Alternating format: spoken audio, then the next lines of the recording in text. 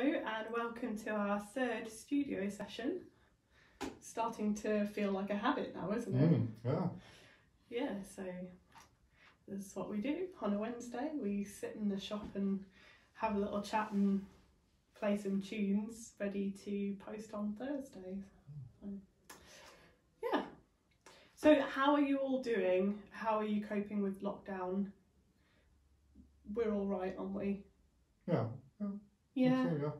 We were just talking about it before and we were saying really the worst thing about it now, because we're safe and it's just really the monotony of it all, isn't it?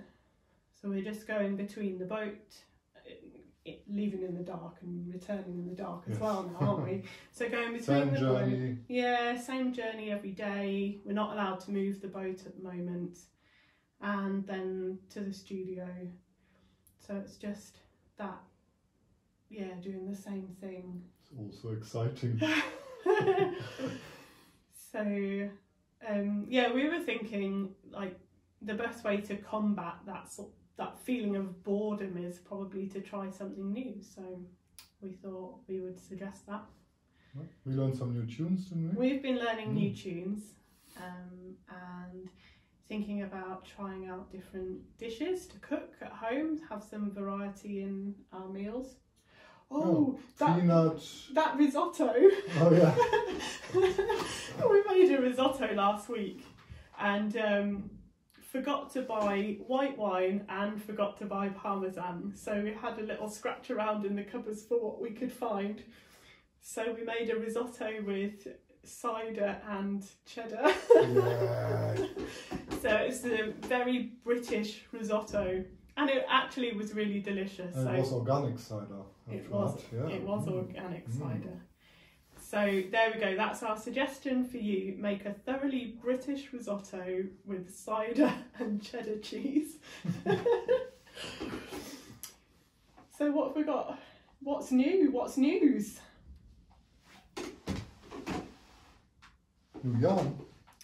New yarn. Yeah.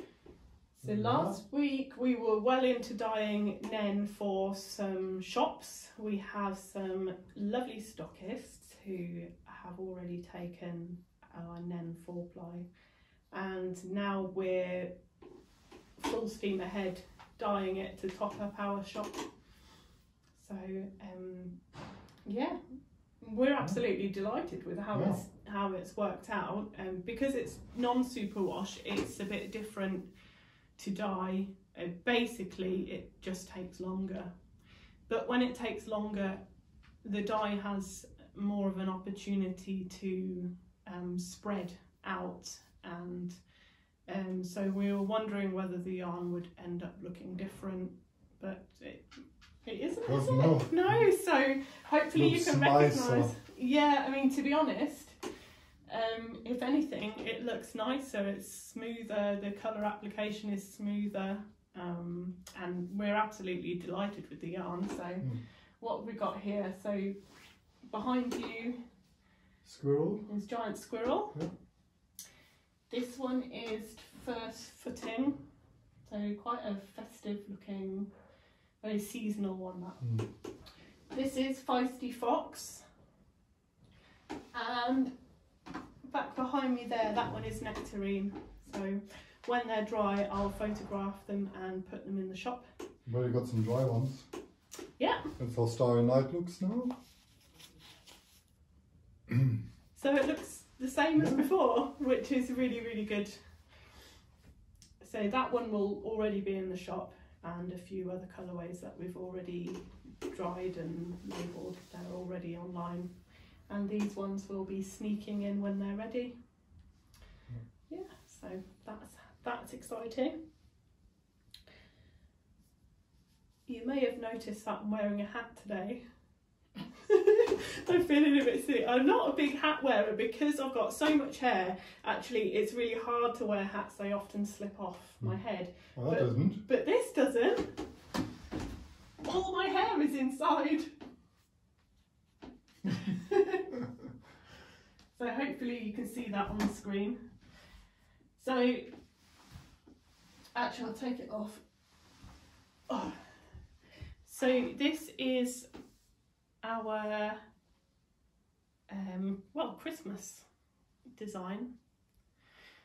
It's called Rose Window, and yeah, hopefully you can see that it was inspired by stained glass.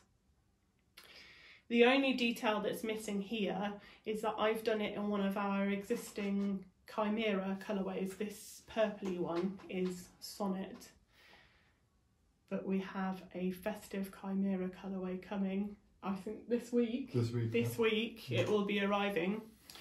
If you have a look on our Instagram or Facebook page from Friday, I posted a little behind the scenes video from the mill, and in that video is a sneak peek of the festive Chimera colourway. It's going to be called Midwinter. It's also inspired by stained glass colours, so it'll work really, really well in this hat. So the important things that you need to know is that the design is written and will be published very soon, obviously in time for Christmas, and we will be also offering yarn kits. Yay! So there we go. That's that. Cool. Well, shall we get on with the main event? Yeah. Stop yammering on and play some tunes. Yeah. So we're going to play a couple of tunes that we've played together for years and years.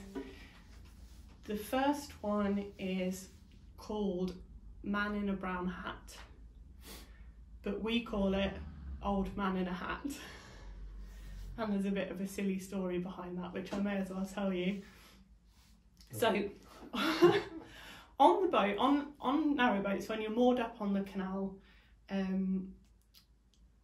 when boats go past, it's really important that they go past at tick over, so you know, as slowly as possible, because the wake of the moving boat can rock your boat, and it can rock it so much so that your mooring comes loose, which is very annoying. And also it's just annoying being inside and suddenly going bang bang, isn't it, on the boat. So anyway, we have a bit of a running joke that about 9 times out of 10, if you look out the window to shake your fist at whoever it is that's just whizzed past your boat and buffeted you about, 9 times out of 10 it's an old man in a hat, isn't it?